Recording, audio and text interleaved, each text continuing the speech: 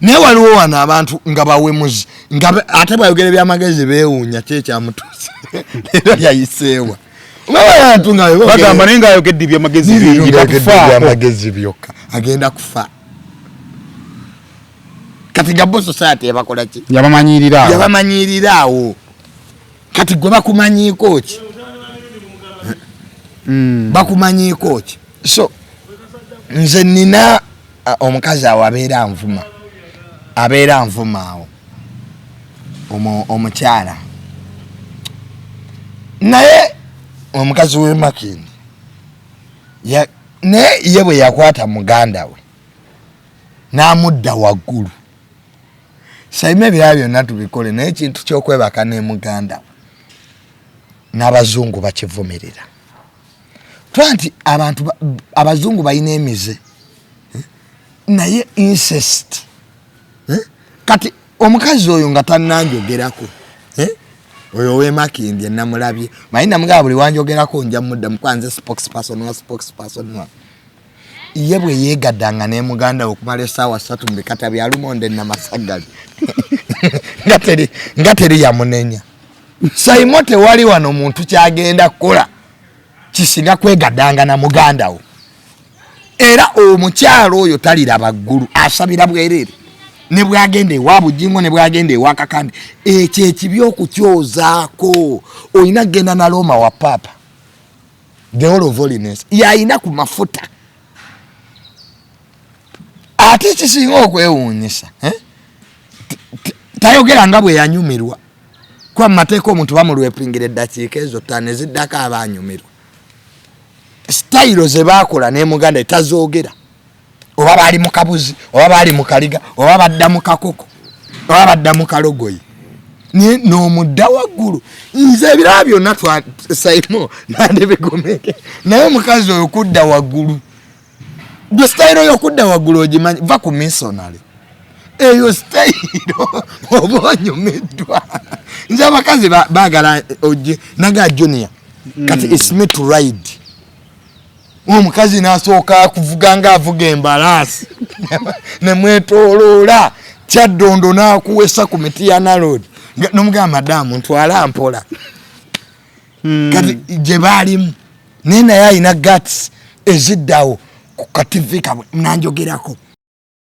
mbalamusizzaako nnyo bannyabo ne bassebo nga nsinzidde wano ku Rosemary Beddings ate nga Rosemary Beddings esangibwa wano e Kasubi ku bitaala Rosemary Beddings nga ffenno twakuguka mu kisenge era ng'omukyala yenna ali eyo okukubiriza leka kuyingira kisenge nga nawe kenyini bwe weetunuulako teweesanyusa wabula nga teffe tulina obunayiti obulungi nga bannaye ne munno bwakutunuulako naye bannange awulira nga zeemu amaanyi abaami nammwe tulina obwammwe leka kusula ng'omusota ng'ate wano eno tulina nights ennungi eri ez'abaami n'ebintu bingi nnyo bye tulina wano ku Rosemary Beddings ky'oba okola ennamba eri ku screen kw'oba okuba oba tusindikira ekifaananyi ku WhatsApp kyonna ky'oba weetaaze ate nga tuderivaringa Uganda wide wonna w'oba tugenda kuba nga tukutuusaako eby'omulembe eby'omutindo okuva mu Rosemary Beddings.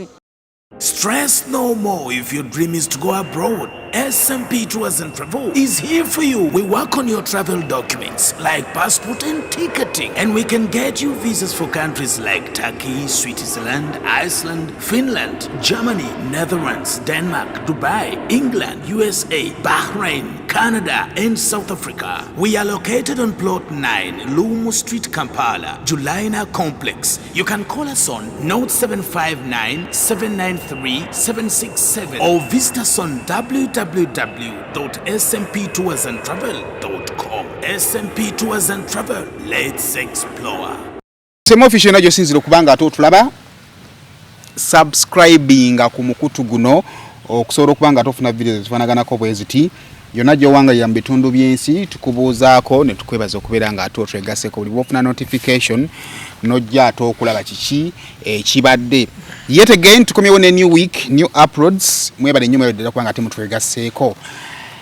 Kale nina junior wano on a Monday I get a person gwendowooza nti amanyi okunyumya najja nanyumizaamu it is too much of storytelling and some analysis mpola mpola netutandika week ngate ebibadde mu weekend ebibadde we tutabadde tubitegedde. Junior gwe nina nosonso kulaba abatulaba nsooka okubeebaza okutambula naffe ebbanga lyonna n'okuba nti batufollowinga ne batugoberera. Komenti zammwe tuzisoma. It's good to get positive and negative response. Kituwa ekiddako. Nolaba akuwaana, nolaba akugambako. Nolaba akugambako, abamu ku bo Junior tonyumye, abalala Simon nyumye. Yeah, those are fair comments in life. Ono oli agamba nti Simon singa okimanyi nti sikwagala. Oluje gwe nalaba luli naga Simon singa okimanyi sikwagala. Wantama. Nange ne mugamba kasa nange sikumanyi. Nange mba sikwagala. Nenza ate kiseyo kunawunyisa batanjagala mbagala. Umanyi in life, that's life Simon. Mulimu okwagalwa n'obutayagalwa. Kati Yesu Kristo nga taata we yatonda ensi eno bamukomerera. Kati olwonze gwe bagireetamu obuleesi. Nga omwana wa nnyiniyo Simon bamukomerera ku musaalaba. Nina akantu ke nnalabye wano. Ate ne bamala ne basinza kitaawe. Nina akantu ke nnalabye wano kooti e Kenya. Yatadde omusajja yali yakwatibwa nga kigambibwa nti yali yeeyita Yesu. Oluvannyuma lwa kooti okusaba abaloopa omusango baleeta ekifaananyi kya Yesu omutuufu. Musango nga gw'amaanyi. Nga teri akiina. Ani akirina? Tewali akiina kituufu. Bangambye bagakawo Putin yavaayo n'agamba Yesu yali muddugavu. Katuyinza omaze firimu zonna ze twalaba baatufera. Omanyi ebintu by'eddiini ebyo Simon ng'oyagadde obigenda deep. Oyinza okwawukana n'abantu bangi. Naye okubanda ekirungi kyenzikiriza yenna abadde akkiriza Yesu ng'akkiriza ow'ebifaananyi mukyamu. Oyo Yesu gwe tulaba mu bifaananyi is just a representation. Yeah, it's just a representation. Abantu twagala nnyo okusembera n'ekyo kye tukkiririzaamu. Twagala nnyo okusembera oba tukkiriza kye tulabako. We believe by seeing. Nti Yesu singa tumukuba mu kifaananyi muntu kumumusiigira wayinza obutamukkiririza mu nekino ekifaananyi non necessarily nti abakkiririza mu kifaananyi n'ekimuleetera okuyimagininga. Era nabadde ssebo musali erimu nabadde ndi awo omuntu n'agamba nti singa sitaani akeera ku makya ne yeetonda kati. Nga yeetunda nga ne yeetondera Yesu ku byakoze n'agamba nti gunsinze era ebyokukema abantu mbivuddemu kati eddiini ensigalawo. Agadala omulimu gw'eddiini nagwo gwaguvuddewo. Eba gavumenti talina opposition. Omulala n'agamba mbu ye akyalinda sitaani amuwe sayidi of the story. Kyabaawo ekito. Musiru oyo. Kale tubaaniriza abasobola banjawulo kubanga temutwegaseeko. Nina Junior ono. Junior alina emboozi yange ebadde mu week nali ndi awo nendaba muganda wo. Amu ng'aleese ebimyula bisatu bimyufu. Badde ndudde okulaba ku bakazi abamyufu ng'abahaamu bannaayo. Ekisooka Amu tumukongratulatinga. Y'omu ku bagagga abatono abajjeeyo famire zaabwe n'azitulaga. Naye famire zo nnungi, abaana balungi. Era nze kye nategeddemu Simon twandikoze ssente. Tukolemu ku ssente wallaayi. Omuntu ng'ayina essente obulamu butambula Simon. Nze ndaba abagagga abalyalya ne Hamu. Kubanga abakyala bonna w'obatunuulira beeru. Saalabyemu muddugavu. Banyiridda. Kuba abagagga bagamba tukoppe enkola zaabwe.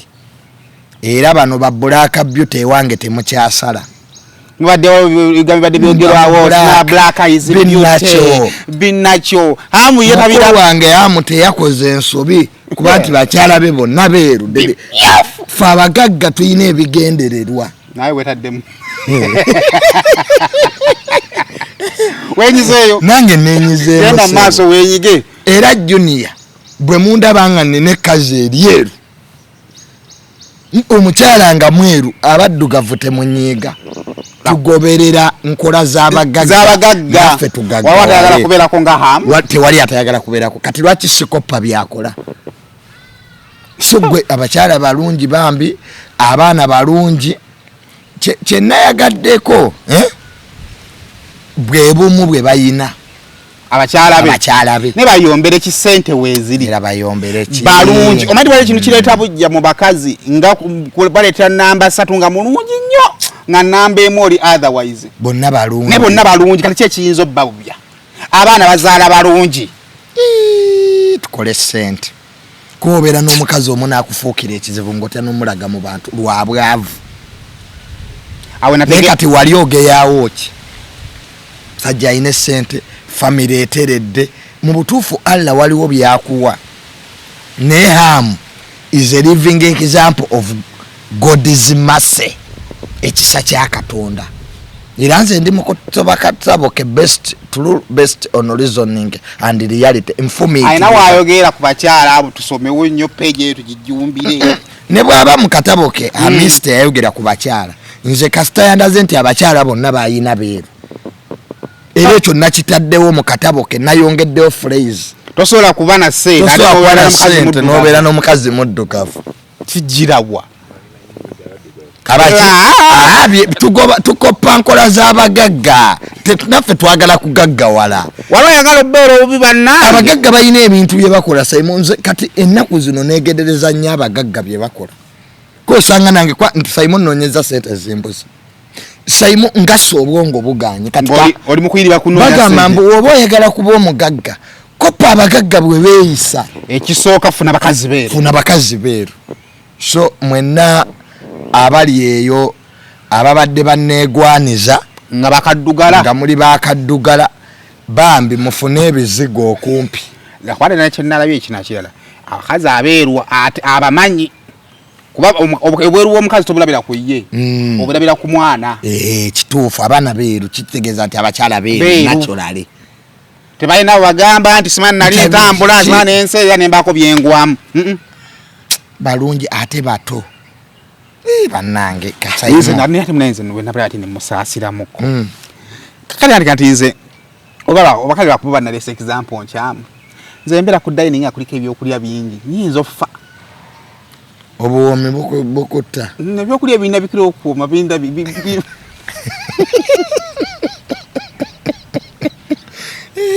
ebbanga lyamaze nabo singa teyafa dda era nze kyenamusaasidde nga oba nze jasinze w'amaddo tinalabye nga nyinza obutakeesa naye walayi era wali ogamba oba kati nyende wanindekaani omanyi nyinza n'obutatuuka mu kisenge banziruka mu kyannamba nga nekangende mu kyannamba 2 bangenda mu kyannamba nekanzize mu kyannamba 3 kati nsula mu lukubo nga nzunga bwe ate no kyogedde kituufu oba n'abakyala ngabo weetaaga ennyumba emu nga gw'osula wakati osegera osula otalago bayita balansigayate naye wala ate kituufu kyenayagadde nti bonna balungi nnyo we yali abalonda alabika yatwala obudde oyinza oba nyende nenolaba namba 2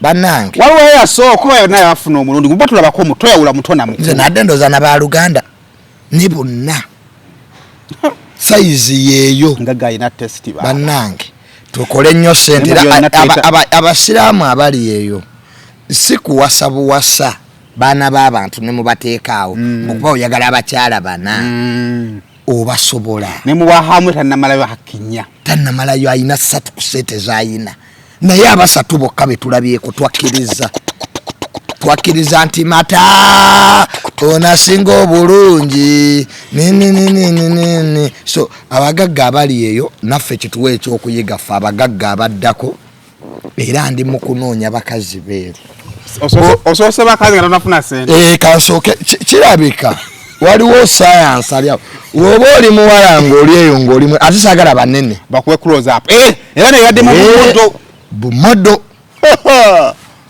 so Simon bino nina ebisambi twagala kati bamodo njagala koppa nkola z'abagagga koyo obwavu waliwo science gwe nalabye mukulu wange Ham I congratulate you watulaze a living example Hamu asula bulungi tuufu sajja bagakola sente weeyagale ne that is the true definition of money awe nalabidde kibagamba talina sente tafumita alindaazi bulijjo tufumita kabalagala nga tuloza tuli ku mandaazi nze abange bonna nabagobye nziramu kuwandiisa bupya Akulowoozesa nti towasanga. Akulowoozesa nti omukazi gw'olina mbega si mukazi yajja kuketta. Amakulu matono. Nebayomba abo. Omuntu ng'anyirira naye nga filota tayina. Olaba bino ebikazi bya TikTok kiriteekamu filota naye era tebanyirira. Nze nalabye print oba si baawani. Nze nalabye abakazi ba hamu nenzikira wala akawala kaali kampinga kaddugavu kamanyira. Nikawala gwe sikyakujjukira linnya ne nawulidde nga mutima gunnuma. Nakyusizaamu sayimo tukope enkola z'abagagga. Abakazi abeeru is the way to go. So babulaka beauty munatusonyiwa. Mugende mu mpaka z'abannalulungi katuli ku marriage. Beauty and marriage. Bagenda mu Miss Uganda naye mu bya marriage musooke mutuleke tusoke. Bagenda bakola obwa modo. Nsoose bakazi nga sinafuna ssente. Njagala basatu. Bamodo. Ezo. Abaana bebo natunidde abaana ba mukulu wange hamu. But it's also good omanye ebiseera bisinga nga tuvudde ku abaana abawe essanyu. Nga tuvudde ku by'abakazi. Omanye ebiseera bisinga abantu balowooza nti abagagga tebalina budde bwa family. Oba ntegeera. Naye byonna tubyogera tugamba nti abakazi kola ssente weeyagale. Naye omukazi kyayagala ku nsi kijja kukusobera. Omukazi yeetaaga ssente mu kaseera tewali iki? Ssente. Kyokka ate ssente we zibeerawo aba yeetaaga obudde. Oba ntegeera bulungi. Kaakati okusobola okusustaininga ebimyulo ebyo ebisatu n'obiteeka wali. Ennusu erina okubaawo. Kyaliwe kiri onnaku zino obulamu obulungi. Ne woba oyina waliwo ssebo n'abantu nga tebalina bakyala naye nga bali bubi. Nga talina mukyala naye nga zino. Obusabbuuni bungi mu mulembe guno. Goza lwaki prostate cancer yeeyongedde. Abantu geisha bamugulira kumukumu. Abaana beesusumbudde awo babeera mu malwaliro kunyiga biwundu. Anti buli kiseera aba yeepika.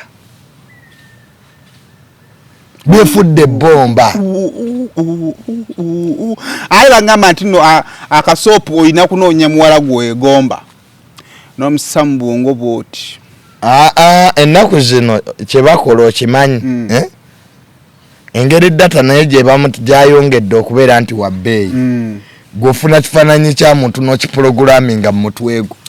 N'azimiriza. N'ogamba kati ndi ku gundi. N'azimiriza. N'okanya mukono. Abamu bazuuka n'ekiro. Baloota.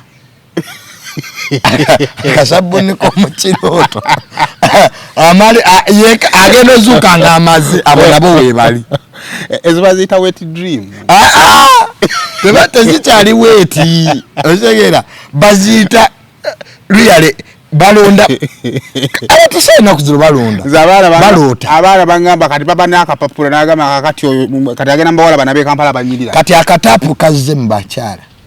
Kabanga akangamba Saudi. Akataapu ne mu Uganda katuuse. Uganda ina amazzi agadduka bwe waliwo kati toilet zino empya.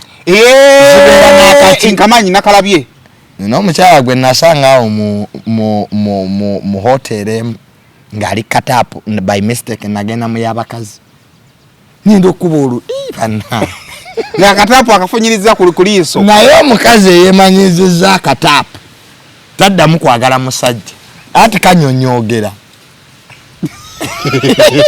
Kali kaconcentratinga ku kitundu ekino concentrate. Bw'ogamba nti jaka concentrate ku vivi. Kwe awo. Aya kati ffe bino ebiri nnomo. Omala obudde ng'ogenda Masaka. Naye n'oyita Emitiyana. Naye wali akata ne kanyonyogerawo. Fireworks nezeekuba bu fountain of honor ne buvaayo nga bugwa bwe buti obw'amazzi. Awo tutuuse. Kati nze ndaba bayizawo ennaku zino abantu nina omuwala gwe nali njagala. Ninga omuwala bwe nzija omukyalira ate ansiibula mangu. Ne ngamba omuntu ono kumba alina ddirudo. Ennaku zino gwe kiki ekikutwalayo nga gwe tokimala. Okwebaka n'omukyala kirala n'okumutuusa ku ntikko kirala. Bibiri byanjawulo bye birema abasajja. byawukanira climax okutuuka ku ntikko omuntu oyinza okwebaka naye nomanyi nti waliwo abakyala abamaze emyaka 3 nga tamala omwami we tamutuusa ku ntikko nga ye ate yalina okwetuusaayo kati kyekimu n'akasabbuuni ennaku zino bw'ogenda okamanyira akasoopu ako otuuka ekiseera nga omukyala takyakutuusa ku ntikko nga gwalina okwetuusa ku ntikko kubanga wali sensitivity yaako egenda efa rubbing. But when you keep on rubbing that area, the sensitivity of it, because area eringa antena signal zino okwesika omanyi ekiseera nga remote ye wote kolanga manda gaweddemu nenga remote we ekyofu ekyo nkimanyi nenga tekyasika kati ngwina kwongera mu bwana ngwina kwongera mu ki oba kuluma bukadde oyinza okuba ne remote nga wagikuba wansi ng'obwanda mwebuli remote weeri nenga the part esika wali TV nga signal yasesetuka remote ne TV zino okwesika signal yasesetuka kati n'olwekyo mwami Saimo ebintu ebifombekedde mu bufumbo bingi nti omuntu ayinza okuba n'abakyala abo bano oba basatu naye nga ate tawulira that pressure nga takifunamu takyenyumirizaamu not because nti abakyala tabayina naye waliwo emisoso egiri awo ezigenda mu maaso abasajja gyetubuusa amaaso tobulawo omukyala yenna ayinza okugwa kuwa booda baboda abo nemmere kati gyetulya ababoda abo balaba alya ku mayiro n'alya ku muwogo kyasanga kyalya emmere eyo ereeta calories amaanyi kati nze junior mbera cafe javas ndya mmere etayamba mubiri wabula egunafuya obunafu yate ekikuleetera okunafuwa mu bitundu by'eggwanga nga bazuka mu kifo ky'okkuba olusozi wali ekoma wano naye kubanga mukyalawo ajja kubeera mbulyaga ozita junior newoba tomutta nze n'omukyala kavaayo ne kagwa era n'asigala ng'ayimbanga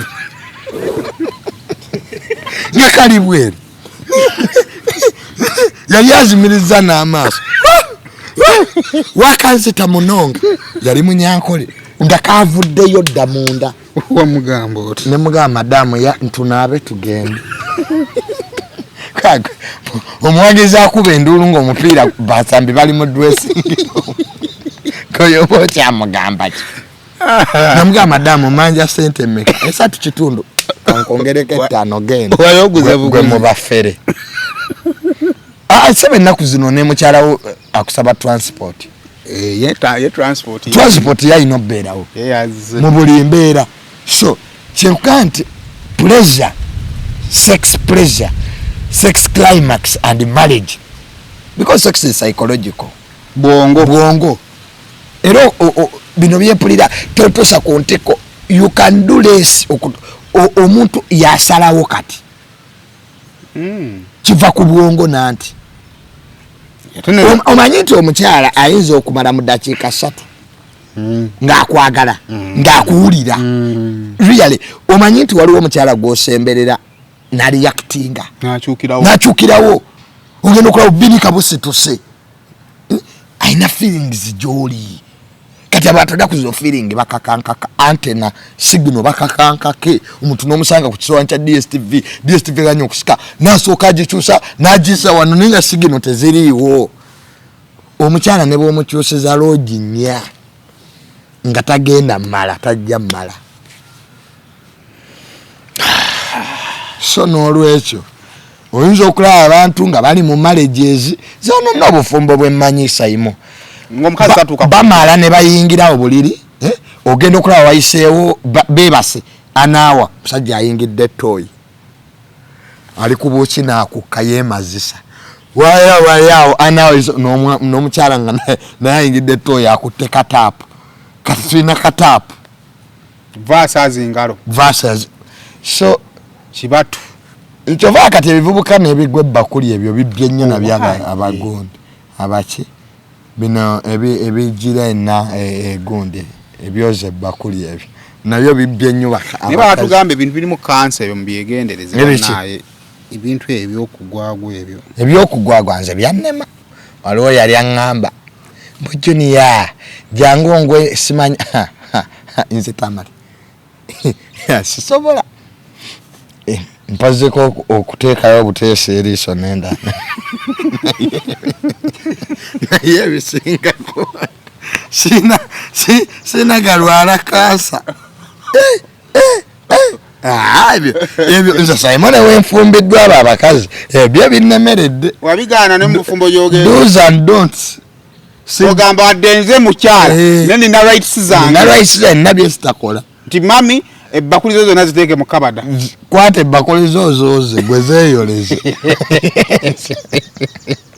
yes Sayima ebyo byannema kati mba nzisa ntya wenziira kennyindo yonna ayinza n'okukwatirawo giribwe omutwe n'agusibirayo ndaka kati bw'ofa abantu bagamba yafudde kiziyiro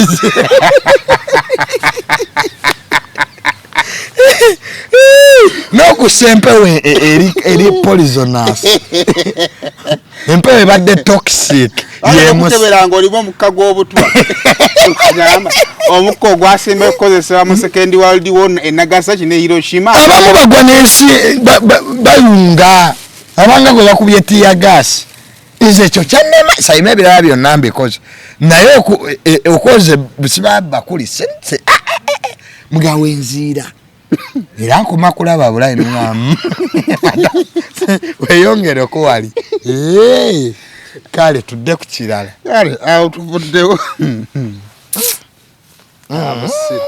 atuloke tukube ku bulango tukomewo Almutawa Enterprises Limited bano bakugu nnyo musonga za real estate season na oyagala kutunda oba kugula ttaka wekwate Almutawa Enterprises Limited tulina ploti ez'enjawulo enteketeko bulungi ate nga ne bbeeyi yaazo esobokera ddala ensonga zonna ez'ettaka wamu n'okulikulaakulanya tuzikolako tugula sako n'okutunda amayumba era tusolooza n'abapangisa oba okulabirira ennyumba zo abakozi baffe bonna bakuguka era bakozesa mazima meereere tusangibwa ku Hoima Road Nasana Municipality Wakiso District Esimu 0756 oba 0705 tufuna ku WhatsApp +97362 Company ya Wildlife Millions EU abatuusa ebizigo okuva South Korea ne USA ebikola ku lususu n'enviiri bakuleetedde ebizigo ebigenda okunyiriza ebizigo bino biyooyoota olususu ate tebikujja kukkalayo olina ebizigo ebyakwokya olina mbalabe weekwata ebizigo bya Wildlife Millions EU bikola ku mimwa n'olususu olukakanyavu era bigoba n'enkanyanya tulina ebizigo ebikuza enviiri ebigoba situka mu mutwe n'ebizaawo enviiri ezaakutuka ebizigo byaffe bya butonde n'akawawa akabivaamu ka butonde ate tetutunda bicupuli gwabyetaaze tubikutuusaako wonna w'oli okwetooloola ensi yonna ate bw'ogula mu bungi tubikuweereza ku bwereere osobola okusasula ng'oyita ku PayPal, Apple Pay, Google Pay, Credit oba Debit Card, Western Union, MoneyGram oba okuyita mu bank gwali e Bulaaya gula ku mutimbagano ku www.wildlifemillions.com oba basange mu My Hive Shopping Mall, Vienna, Austria. Ali e Uganda genda ku Care Center, Coach Mall, Kampala. Ebizigo bino bikuleka kulanjiyo era bikozesebwa abaami n'abakyala. Tukubireko oba tufune ku WhatsApp ku 0772381305. Weekwata ebizigo ebya Wildlife Millions EU era tukukakasa nti bw'otafuna njawulo mu nnaku 3 sente zo tuzikuddiza ng'oli abanafu aba Wildlife Million EU be batusa ebizigo okuva mu ggwanga erya Korea, South Korea then neggwanga erya USA. Ebizigo bino bambi birungi ate ne products zaabwe ez'enjawulo zonna nnungi. Kale kakati tulina kano ke tubayita pure feminine wash. Pure feminine wash. Yes. Kaliko feminine. Kabakyala. Njagadde nkaleetera ddala nga twakava product bagita made flower. Osogera n'ogigogolingako kayozawa made flower abakyala wansawo abamba bakozesa sabuni kiche bali tologako ekya feelings kati mukozesa sabuni alimu chemical nebo cyane maliza ngo omukyala takyalina feeling wamuli mutu kakati feminine okufuna ebisago feminine wash nagenda kukuyamba okunaaba otukule naye nga ate tofunye biki nange nakanaaba kabakyala ina wakana maye wali omuna obukola ku bakyala n'abaamu juni yako kabakyala sabuni yanjoki nange mune sabuni yanjoki nakoze kano kabakyala basibe ne banyawo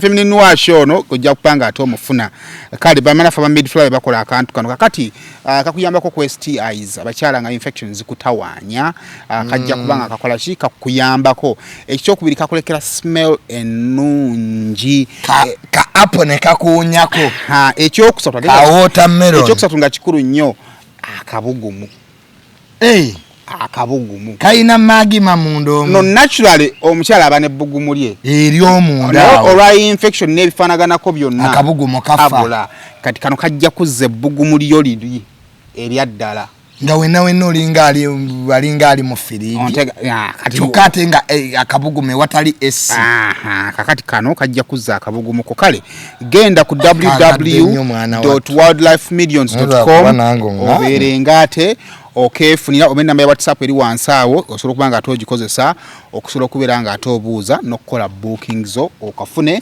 products zaffe tulina nyingi nnyo ez'ebizigo na biki byonna osobola kubanga tobifuna ku banafe Wildlife Million EU kale banaffe tulina banaffe bayita bate bannaye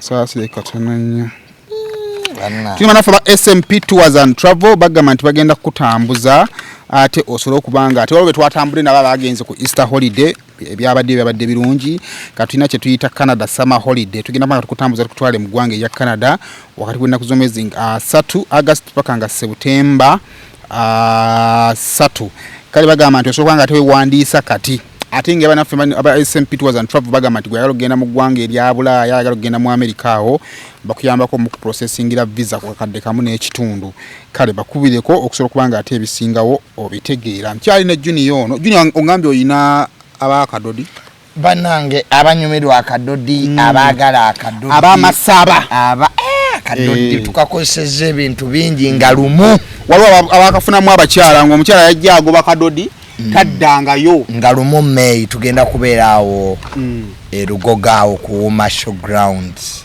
kadodi we kagenda okwajjira kisegeera okuyingira gumu kitundu n'emitwalo 2 maneemo gye ye kadodi festival enyuma eno 4th edition bagenda kuleeta abaana bannaye amanyaga bagayita batya bannamutumba abeeyo nenze akadodi kyekanyumirako so mujje banne tuzina akadodi ate tujjira mu bisikaati mpanvu kwanga oyina amavivi gano gayina okuba nti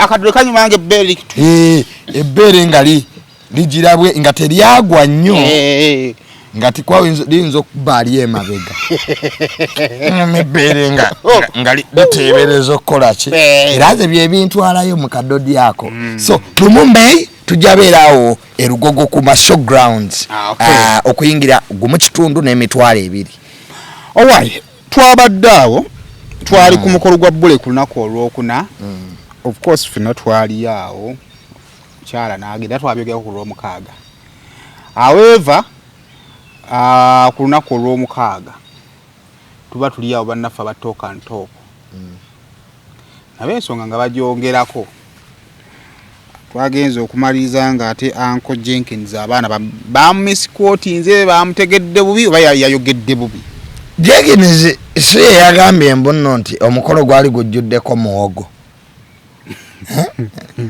naye bano bangambye mukyala wa Uncle Bule yakutte wansi okugeyanga emikolo kubadde kususi kati Jenkins kyali kimutute ku mukolo omulamba gwonna kugeya byakulya byaliko yali ayogera byalabayo naye Saimo enkola y'okugeya emikolo gye baba batuyiseeko yebadde enaakoma ddi kubanga okwanalizinga ndowooza Bule mukwano gwabwe naye anyway ejjekeniza ekintu ekyayogera nakyo tekyali kirungi omanyi anyway kisinziira ani alaba ayinza okuba jjekeniza yakyogera mu ngeri yakusaagirira of course boogera basaaga yes naye okusaaga kwaffe kuyinza okuba tukusaagira ku Bule naye ate mukyala we kubale munange abantu tutamanya embaga si yaffe teba y'abaami kati bali mu struggle zonna ze bayitamu Bule n'omukyala okubeezaawo embaga yaabwe I expected good comments abantu bakola embaga ne wabaawo ebitatambudde bulungi onaabikola ku yiyo nze kye ŋŋamba abantu nti bw'ojja ku mukolo gwe mba nkuyiseeko n'otafuna mmere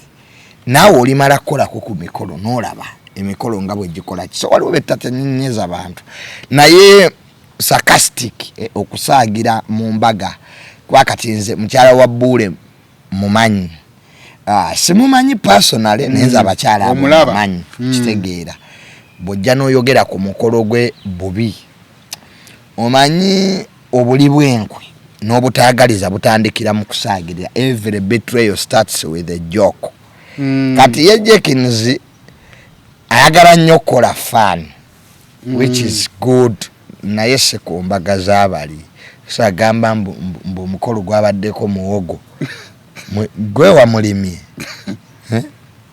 so njagala okuseka naye it's not funny Jekins basanga tuli mukwe basanga tunalya batusanga mu line ya mmere mmere yaliyo batusanga mu line ya mmere emmere yaliyo era omukolo gwatambula bulungi so buli yali ku mukolo gwa Bule gwogereko bulungi nsegeera okurespectinga mukyala we omanyi tutera okugenda mu bivvulu ne tuwa analysis nansonga nti emivvulu tuba twasasudde okukola ki okulaba ekyo kye tulina okufuna so bwe tutakifuna mu kusasula tusobola okwogerako ebitatambudde bulungi ne embaga ya mukwano gwammwe bw'ovaayo n'otandika okukola ebintu ebyo Jekins ndowooza ekyo tekyabadde kirungi kayiseemu kale kimanyi si kigenderere kayiseemu ayinza okuba yakyogedde because Jekins mukwano gwabwe era yakyogedde very lightly program yaabwe enyume manyi kati ba Jekins olina kubategeera naye waliwo abatajja bategeera okitegeera kati ze ba Jekins abo basendi we banjogerako kisinziira kye banjogeddeko but I don't feel offended naye ate bakyogera ku muganda wange oba mamange oba ki kayinza okuba tabafuna that concept kitegeera so naye ng'omukolo gw'okugeya mu Luganda bakiyita kugeya emmere yabadde bweti kiro kyabadde bwekiti kiri lwaki kyabadde bwekiti babyogera mu bivvulu so I think Jekins yajje perception y'ebivvulu bye tusasulira n'akizza mu pate mu mbaga setting y'embaga kati embaga ezo zibeerako ab'entondo bangi kitegeera naddala kusaidi y'omukyala embaga nkompyaryanga na kuzaala mwana teyagala kumwogerera ku mwana wano wali bazadde abaana bangi nga bali deformed naye nga tusobola gamba mbu omanye abaana ffe tuzaala abaana abawokana mu ndabika wabali bubebi ne babebi naye tusobola kudda ku mwana wamu n'ogamba abannaye ndabe babebi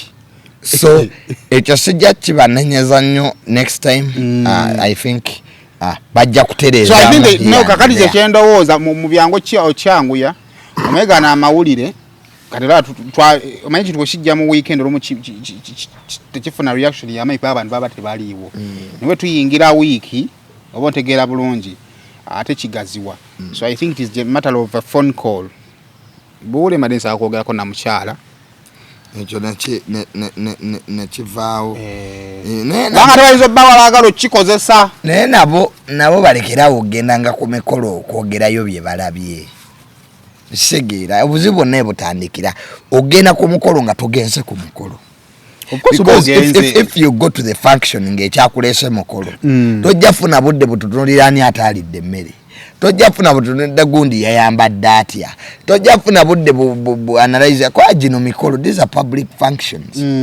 nze Bule muganda wange yampita naye saasobola bambi kufuna budde kwa nange nali nenze musanyukirako Bule nti okufuna esacrament y'obufumbo ffe Bakatoliki kintu ky'amaanyi nnyo obufumbo marriage oba okuze kisegera ate abantu bakyuka Bule gwe tubadde tumanyi nga tumusaagirako nga mukwano gwaffe kati leero alina omukyala kati mufumbo by the time omukyala oyo ayinza okugamba Bule ebintu ne Bule n'agenda nga abiraba nti actually luli bayogera bwe bati omanyi omuntu ng'afunye omukyala olina omwegendereza era ffe bakwano baffe bangi baali batwagala nga tebannawasa ne kati amaka gaba ga mukyala bw'owasa ofuna omuntu gw'olina okukonsideringa gw'olina okuwuliriza. Yes, abantu bakyuka mu psychology abantu bakyuka emirundi esatu omuntu wafuna omulimu afuna emikwano emipya yali kubira tugende tunwe biki kati ate abeera ku mulimu abeera mu bamirimu conversation zikyuka omuntu akyuka ng'awasizza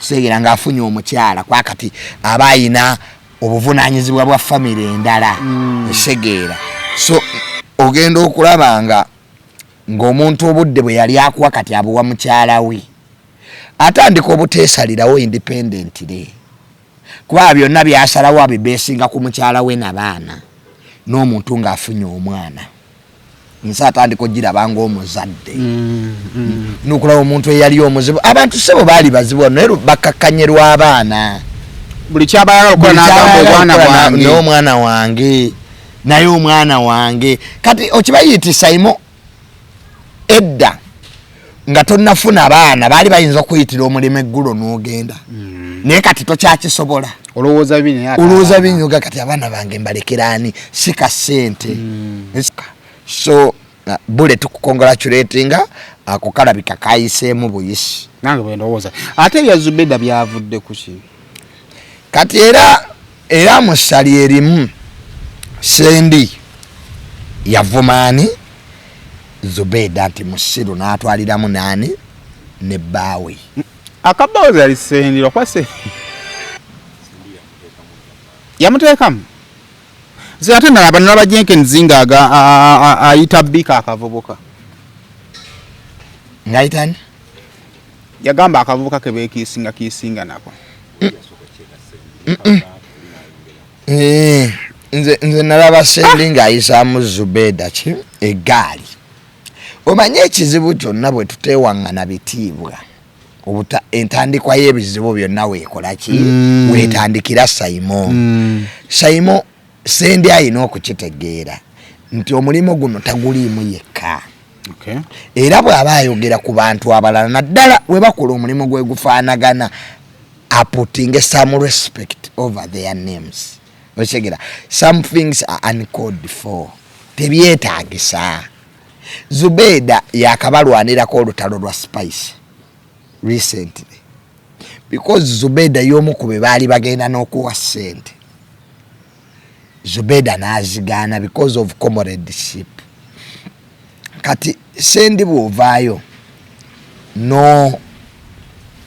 n'oyogera ebintu bwe bityo ku Zubeda what do you expect people react to your actions omuntu ayinza kureactinga watali action era omuzungu kye yagamba nti action and reaction are equal but opposite amaanyi g'oteekamu okunafuya abalala era nabo ge bagenda okuteekamu okukola ki nze ndowooza toka ntoke ezimbiddwa ku mutendera kati ogwina okuba nti kati we are past that omanyi waliwo ekintu kye mufuna toka ntoko abantu bajagadde abantu bajiwuliriza era ensobi ezo ezibeeramu abantu edda bayinza okuba nti baziwanga attention naye olw'okuba nti kati mwina ekintu kye muzimbye ate ng'ekintu kino temujja kizimba mwekka n'abalala beetaagisa tobulaba ku lutalo lwa Spice ffe tetwabuuza oba toka ntoko yakola ki oba yakola ki twali nabo because they are our comrades tukola ekintu kyekimu kinzibuwalira okuwagira omuyimbi nga munnamawulire ali wali kuba mayirolo nze siri mulamuzi ani eyatandisa ani mutuufu that's court nze ndi ku comradeship ndi ku loyalty ndi ku honesty nti Saimo musajja wange era Saimo waaba alina olutalo lwalimu kinkakatako wemba siiruyingira ensirika either nwanira kusayiye oba ndwesonyiwa because silence bwosirika era oba olonzo oludda n'obutayogera nakwo oba oyogera nako kulwana mu ngeri yako kulwana bantu balwana basirisa omuntu ayinza omugamba ebintu n'asirika because humans we are like that in psychology. We always want to omuntu ajja expecting to make a response. So mo bwenkubikira omuntu I expect you to cry. Nebwe nkubikira n'oseka n'omusajja ono alabika gwalabika aseka kumazika namulalo taseka because tukusubira kunakuwa we expect you kunakuwala. So but the problem ekisinga okusumbuwa Sendi n'abalala abo buli omu alina engeri gy'alabamu ebintu bye differently ate tetusobola kulaba bintu bwe bumu ate era sayimo tetujja kukola bintu nga like the same okitegera ensobi za butonde era conflict ya Zubeda ne Sendi bwebeerawo kiba kirungi because buli omu ajjamu ekyokuyiga n'amanya where I went wrong okitegera. So conflicts za butonde naffe tukola ensobi n'abalala bakola ensobi era tugaa nti ensobi zikola ki naye tuziyigiddemu ki nze sayimo buli kintu ekitukako nfuba okulaba nti nkiyigiramu naye ekizibu ekireese abantu bafunye amannya mu bukulu kitegeera because you can't newala nnyo okudiscussinga abantu b'enzaala newala nnyo okudiscussinga abantu b'ensinga newala nnyo because bwona agenda awo bwekakanya wansi abantu ekitiibwa kyo bajja kikubamu ebituli sibu kiriyangu okuva mu motoka yino otandika okwekuba ebikonde n'owa boda era abakula abagamba abo baboda bakola ki bafunye obutakanya owa boda n'owaki nebagenda okulaba opakiza n'emmotoka noga wamma alabika owa boda yamutomedde alabika because they don't expect you to have such a reaction. So toka ntoko naye ina okutereezaamu nze Kasuku mwagala nnyo because y'ebintu abiraba objectively abiraba differently and Kasuku ekisinza omuzimba all the time accepting a criticism n'amanya wano twasobeza wano tukole bulungi wano tukole ki naye Kasuku ne wabanga mulungi tajja kuforcinga Sendi kulowooza nga bw'alowooza. I think that's Sendi now. Anti kinatandikiddeko respect is two-sided. If there is no respect, there will be conflicts all over. Ate ekizibu kyetooza social media zitwalira mu basaalumanya ne bannalumanya. Twatandise na Zubeda kati tuli ku bawani wa Zubeda. Zubeda naye Zubeda mbaddamu naye n'ayingizaamu omukazi. Kati olaba oluyiira you ignite fire. Kuba media eno oluyiira kisinziira direction kimuliro gy'oguzza. Ekitegeera Sendi and Jenkins should stop being excited. Bayina excitement eyo gye mbalabamu because Kasuku reasons bw'olaba ekintu kye bakola Kasuku is oba lwakuba yasoma ku psychology era ogenda bambi okumulaba nga ayagala obbajjayo direction gye bakute because Kasuku Kasuku yalengerera wala but Sendi ekimusumbuwa lugezigezi era nze nkimugamba because we have disagreed with Sendi from day one lugezigezi because why do you even talk about other people? Why do you even have to talk about other names? Bokola nabo mulimo gwegumu. Sendi is opinion oriented. Yes, Sendi alowooza is a fountain of knowledge. Kyamanyi bwekito bwe kinobba. You can't be in media when you don't need other people's alternatives. Okitegera nze Sayimo osobola okukola story n'enkukubira nega Sayimo olowooza ki ku kintu kino n'enkubira Kasuku nemuga olowooza ki ku kintu kino era bikanze yenkola yange ey'emirimu okitegera naye kinyamba okufuna other people's opinions. So Sendi ne Zubeda tebasula wamu, they are not even workmates. Why do you make a program n'oyingizaamu omuntu ngera ne w'omuyingirizaamu tewasaana? Because Sendi, the problem is Sendi. Ninga lugezigezi. And Sendi for him, he thinks that he can get protection from Kasuku live, you know, Kasuku bambi mukwano gwaffe tumwagala nnyo, but ne Kasuku ajja tuuka atende wali lwako we, because people cannot forget. Era Zubeda yakyogedde bulungi again, Kasuku muganda wange, ekisegera. So Sendi alina okwebuuza, why are people forgiving them because of Kasuku? Because Kasuku has created that connection with people. He has created the dialogue. He can compromise. He's a man you can talk to, and like Sendi. Sendi naye obwaserebwa abufunye bukulu, because kati really naye agala nnyo talkability. Kati ezo story junior zayino zikola. Waliwo story nga za junior kale. Sitegeera bulungi ndi musiru zindekerezo. Tuina level. Kati ono Jenkins yaliwo kusudia. He ignites fire. Yatalowooza. Program ino beranga. Erimu okusudia those hit up see and here, but ng'osudia nawe inoberamu ko ka common sense n'ogamba naye, because boyogera ekintu ekibi your consciousness edda noga kino nkyogedde, okay kati tukitereezezza kiti awe nnyini we bandi kitereezezza. Ninza okula wano nga basendi basajja lwakwa kale Sendi naye yali tamanyikiddwa nnyo. Hila kati Sendi these 3 years erinya ne watandise odikola. Sometimes he gets excited nga amacha. Because by that time ngokoze ebintu bino for some time oyina okubeerako ne yardstick. Kati enkyabo n'amala Zubeda era ng'odda ku kirala era olwodda ku kirala abantu bajja bayita n'abawoomonga because wakamala ovuma Spice Diana. Oliko Zubeda. You see, you lose credibility. You can't fight many wars at the same time. Nze n'omusajja mulwanyi wa ntalo ne waliwo entalo nange zengamba naye nokanduleke esonyiwe ye ntandika lwaki nfuneki. Nze Sendi oyo yanvuma nangamba netaga kutwala mu barracks bankuba emiggo. Wena oyina obusungu bwo. Ani yes Sendi simwagala. Okisegera, he has never liked me. That kana kisoro kufula okubanga toli mu yes, it can happen, but I'm not the only one who has suffered his venomous mouse. Omwagwe naye gwabusagwa. Nene omayinza nze njaga nnyo gamba abantu amazima. Sendi naye sibo simwangu. He has a venomous mouse. Naye obusagwa abuyina. That's why in the group I have worked with, continue to work with Kasuku, because one Kasuku respects me, I respect him. You see, he would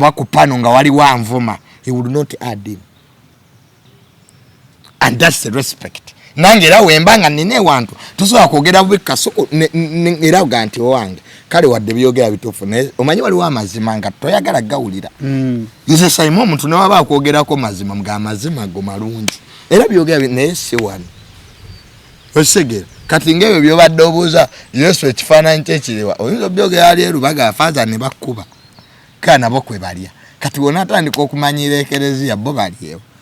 So nolwekyo just respect. Oba ne Zubeda naye alina olinnya mukko oba naye gwe tuwolereza naye siye mwangu nze sina gwempolereza Zubeda obubibwe n'okuvuma kw'abantu kubeera justified sometimes. Biri byonna ayinza okuba abadde mubi. Here she has a point. Kale kino asinzira engeri gy'akuttemu olutalo era naye bw'asigala nga abavuma, because now kyensuubira Zubeda kyalina okukola kati asirike. You have made your point hard. Obutali bumativu bw'obulaze. Now we got the next thing. Naye kati naye bw'anaalemezaamu nnyo bali n'abavuma n'aleetamu nebya Spice Diana. Mbu Spice bamuvuma nga tewali ayamba. Kati ate awo debate eba ekyuse. Tubanga kati ate Zubeda agalo tuzaayo omubiri. Lwaggwa saidi eri yake yasirika. Andi yasirika nga tena kyezzaako. Ati yasirika nga public court esaza omusango. Public court teyasalako omusango nti toka ntoko yewangudde.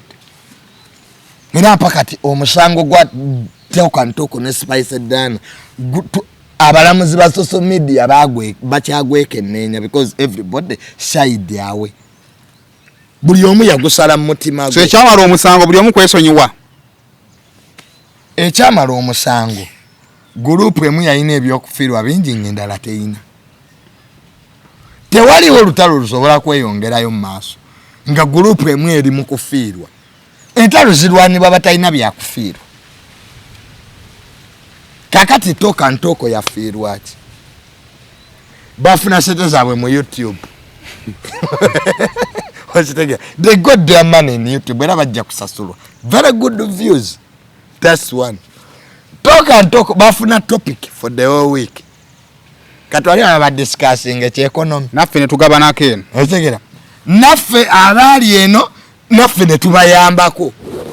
Buli omu yabayambirako mu interests ze. Waliwo abasirikira ddala. Those basirika naye nga basanga mu kubo nobaga wange otalwa toka ntoko ne spice dana mu lwabata bakuwa views zaabwe. So toka ati gundi ya wangula. Otegera. Lwakwa oli spice dana naye aina naye okukitegera taddamu kweyingiza mu ntalo zitamugattako. Kale kyali kimukozesa live nga bloga kyali ki. Kulaga butali bumativu obwo. Oyine Saimo. Kati gwe ku status yo bwonyiga ate towemula. Osegera. Kati Saimo gwe bwokwata live no dali motoka notandika okuwemula. Nempisawo gambo ku gambo gambo. Nebo oyina point ennungi abate basoko ga Saimo agodde ddala. Ne waliwo wana abantu nga bawemuzi nga ate bayogere byamagezi beewunya kyecha mutusi. Lero yayisewa. Mama yatunga yo. Bagamba nenga ayogedde byamagezi byamagezi byokka. Agenda kufa. Kati Gabon society yabakola ki? Yabamanyirirawo. Kati gwe bakumanyiiko ki? Bakumanyiiko ki? So nze nina omukazi awo abeera nvuma awo omukyala naye omukazi we Makindi naye ye bwe yakwata muganda we n'amudda waggulu. Saime ebirala byonna tubikole naye ekintu ky'okwebaka ne muganda we n'abazungu bakivumirira. Twanti abantu abazungu balina emize naye incest. Kati omukazi oyo nga tannanjogerako oyo we Makindi namulabye mayina mugaba buli wanjogerako nja mudda mukwanze spokesperson ye bwe yegaddanga ne muganda okumala essaawa 3 mu bikata bya lumonde na masagali nga teri yamunenya. Saimo tewali wano muntu kyagenda kukola kisinga kwegaddanga na muganda wo. Era omukyalo oyo talira baggulu asabira bwerere. Ne bwagende ewa Bujingo ne bwagende ewa Kakande ekyo ekibyokukyozaako oyina genda na Roma wa Papa the whole of holiness yayina ku mafuta ate kisinga okwewuunyisa tayogera nga bwe yanyumirwa kwa mateeka omuntu bamulwepingire eddakiika ezo 5 eziddako abanyumirwa. Style ze baakola ne muganda etazoogera oba bali mu kabuzi oba bali mu kaliga oba badda mu kakoko oba badda mu kalogoyi n'omudda waggulu. Nze ebirala byonna Saimo nandibigomeke naye mukazi oyo kudda waggulu. Gwe style oyo kudda waggulu ogimanyi va ku missionary eyo style oba onyumiddwa. Nze abakazi baagala oje naga junior kati it's me to ride. Omukazi nasooka kuvuga nga avuga embalaasi ne mwetoloola kyaddondo n'akuwesa ku miti ya Narod n'omugamba madamu ntwala mpola. Kati gye baalimu naye naye alina guts eziddawo ku kativi kabwe nanjogerako. Alien skin yaleese omukazi. Otegera omukazi yagamba bamubba alien skin banajala owulire byosose bibadde byo alien skin bamubbakettako omukyala nembiraba mu mawulire. Alien namulabi ku live.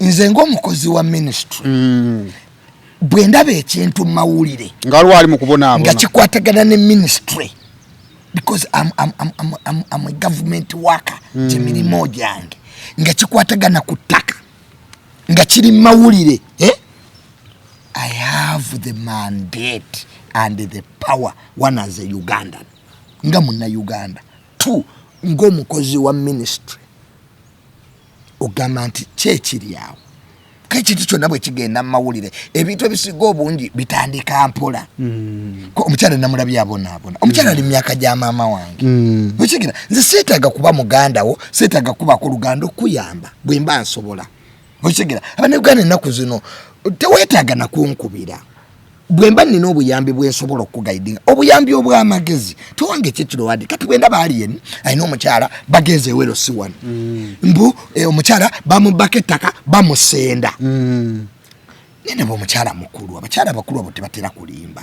ozala okusanga omukyala oyo bambi alina abaana ng'ebyensibu obimanyi tebalina gyakudda kwe kujja ku live yange neŋŋamba if it is true okigira nti kituufu omukyalo ono ddala bamusenda ku ttaka ajje muyambe kuba obusobozi obumuyamba mbuyina amaanyi agamuyamba ngayina si kumuzimbira nnyumba si kumujja mu bwavu kumuddeza ttaka lye we libanga obwannannyini bwabukolaki ne baleetamu ekintu kino mbu RDC mbu teyamuyamba nze njogera ne atwala ba RDC bonna mu Uganda maama mbabazi okigira tosobola kuba nti ndi ku TV ndaba amawulire nuka ati RDC takoze eki tanyambye RDC waba takuyambye abakulu abalala mu government ya President Museveni gye bali kino kyekyateekesaawo president kuyamba ki bantu so nemuga RDC waba takuyambye gwe mbuulira RDC waawa kaze bonna mbakubira mu Uganda yonna naddala ku nsonga z'ebyettaka era nja kujjayo essimu emugaye Mr. RDC gye baleko ono Tamale Mirundi Junior Office of the Minister omukyalo ono wali owulirizaako ku nsonga ze owulire kubanga directives za president zigamba RDC ojegera yavunaanyizibwa ku byettaka era omuntu yenna asooka wa RDC kwa yakulira security committee katusanze abantu awo ku ministry nga balimba RDC tanyambye naye nga baamuyamba naye nga yali omukyamu abantu abamu kakulire batunda amataka emirundi egyo ebiri omanyi nti omuntu ayiwa abakadde ku ttaka lye abawangusa amannyo ne bakaaba maaso ga minisita naye nga ffe twakola tumanye omukadde talimba kituufu naye kati abantu bayiwa abakadde ku mataka g'abantu n'aleeta abakadde ne bakaaba ne bagamba wonalebo minisita tulina kuno amalaalo ogenda ozuukula amalaalo baziika ffene nze obubbi bw'ettaka buno sibulabango olowooza amalaalo gonna gaba malaalo bino byogana nalimbira byeko gw'olambula malaalo olowooza bano babibanja sukumbe baziika mu ffene obukadde ogenda obukwata obukazaakaza obugati naye mmwe mwajja mutala munaye batusasudde tuyiike ku ttaka lino kati abantu bakozesa nnyo olunaku lwa Uganda Matters abamu olowooza abajulizi bano abatambula tobakkiriza kusula ku ttaka lyo abantu bajjanga abajulizi bo bagenda namugongo ne bakuba enkambi ku ttaka lyo gwokaba wange bajulizi bajja genda olunaku olusooka olwokubiri olwokusatu tebavaawo nga bagamba wano waffe so kakati wenna tunoolira ebyo nze alien skin mukwano gwange neŋŋamba nti wange alien bw'anaaba n'omukyala beetaaga obuyambi bwange nze wendi sobola obbakolaki twali wakati wa kunoonya buyambi alien skin ali mu kutaasa mukyala yes naawe olaba olina kyosobola okuyamba nange ndaba okulumba ero si wano kyali kikyamu kyali kituufu kubanga ero si wano yakwatibwako ekitundu ne bandigenze ewa RDC n'abakolaki RDC waba tabayambye bandinkubidde nze nensobola obbayamba kati awo mba nkoze bubi sayimo obanga olina obuyambi bw'osobola okuwa kati ono omukyala w'emakindi atategeera ate yakedde kunvuma musibanya ndi mufere nyenda nfere abantu mbusikola mu ttaka biki nja musiba nno ekiseera kituuse nange nkwate ku mateeka kubanga ngamanyi naawe yagala kusiba ku nange njagala kumusibako oyo omukyala w'emakindi bazadde b'abantu baleme kujja nga bakwegayirira nange njagalako bazadde be bajje banneegayirireko kwasayima ekimala omuntu was to offer help. I'm a government servant okigira nze sigwe wannonda emirimu gyenkola sigijjo bwe mba sikola mu ministry oba sikolayo that's none of your business. Gwegenda ku police ondope I will report that lady kati nyenda kuleta kubanna mateeka abange musegera gwe wali wegadanga ne mugandawo fenga tetwakuyingirira sawe ngala kishingira wa mu kati omuntu nawe oyina byokola nawe leka naffe tukole emirimo gyaffe kwa gwe oyinza okuba bwamala okwegaddanga no kati ye bwe yegaddanga ne simpuke era nga tetwamuyingirira awo okutuyingirira ku mirimu gyaffe nga nabo bakola egyabo waliwo ne yalopa ogwa incest ye kennyini ye yeeriviringira isoti me abantu baga junior siba junior yagala nnyo entalo numbiddwa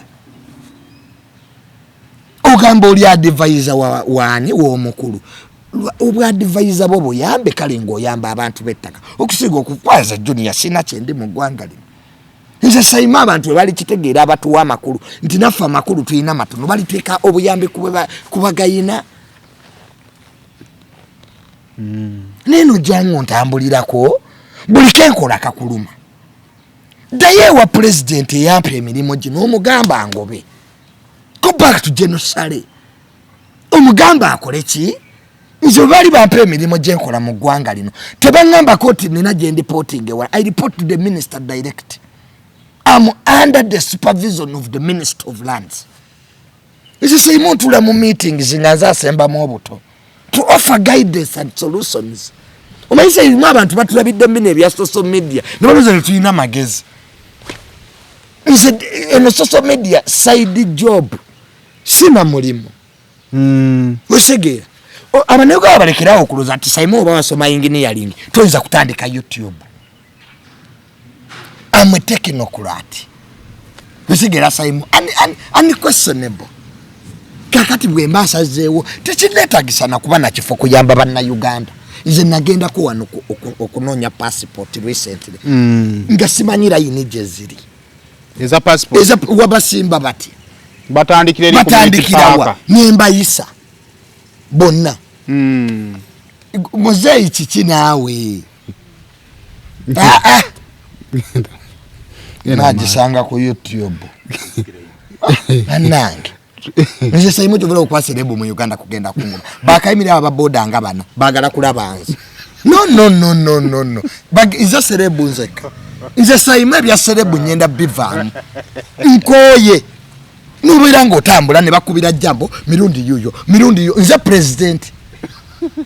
Nze saimu olugendo nve wange. Nayo ndutambulire saawa ezo. Ngayo mwali ku. Anza katata ba traffic be basinzo okuntama. Nakuyimiriza just kufuna selfie mbu mukama wange ekikuyimiriza sikusaba driving permit mpaka fananyi mukyala wange akwagala nnyo please nina gyendaga tebayimiriddeawo sigwa babagobe kati labo era ndeetedde ebipapula bya ttaka nsanga naawe ku ofiisi yange sayima sikyaddawo kale wano bategedde wote tulikodi simanyi nange ngeri gye bategedde wa bwama kati ekitundu kyonna kitegedde wendi saimu ffe tulina amaanyi abantu ge batamanyi kyebata soft power naye omuntu bulaba ng'ali awo akumanyira nze saimu nga nafudde olwaleero President Museveni ayinza okuddikira liga public holiday era state funeral neeruma bulijjo abantu mbagamba tebaze mwaboda nayimirira yeye bani no musayigwa ngagwa mu ama Uganda kwata ku skin yange bategere yeyo nacho yes siri muyindi nerwe kikalisa ima abantu banjagala nnyo ndozo byokole bibanyumira so tumalirize nga tuunzika programu y'olwaleero emirimu gye tukola n'obulamu bwe tulivinga tetulina gwe twenyonnyolerako nze nina mandate ey'okuyamba abantu ku ttaka abeetaaga obuyambi era nkutwala butereevu ewa minisita ne tubaako bye tukola ki kuba nkisobola osegedde recently juzi wano Starbucks yali erwana ne Mogase Makendi awo that time I didn't come ne aba Starbucks bankubira amasimu n'aba Mogasi ne bagamba ekibalwanya kitono you are all investors let us sit in a meeting era ne mbatwale wa mukamange minister didn't sort of that kyagwa yes era president n'atukomyawo ekisanja tukibaleko kuba atukoze ki tukoze nnyo kuyamba ababibaji ngo John disrespecting about mission of Mirundi freedom fighter gwata asoma taina na baluwa ya mujiji No. Tetujja kumanyirwa basoma na batasoma. My position is clear in this country. I'm a son of freedom fighter. Zitatange yalwana musiko yali atambuza mawulire gabayekera. Nikibaita information wo. Kiyata. Ye nadduli yayengange ndagalanga kano. Nadduli yalwana. Nze yatam. Ne yali aloga nkuba. Kati wakati zitatange yalwana musiko. Tombuze mundu yajikubira wa. Yatambuzanga mawulire anze genocide yangamba. Tata oyo. Yatambuzanga olugambo munsiko nga atambuza mawulire agajja ku post emugasa. N'abafumba emmere mu lutalo balwa. Temutobolire. Oh my goodness. Banaye. Kali. Ibadde musheno byatamale mirundi ngomu ya junior era osobola okungatamu okunvuma okusobola okugeza sibi. Omaikati abantu sayimo bakuvuma gazi ya sibi tuyavuma koko sayimo bafu no muri osobola okuvuma nze nina ebivumika ebinyi nze nina akawala atanze musajja mukulu nze mwakola ebyekyane ekito so nze nsobola okugeza ebivumo ensimbu yakulema kuga olina akuvuma gazi ya sibi. Asaba omulimu ewalala nti navuma ku sayimo kale bale mbeere bulungi mwera banaye yes wadonze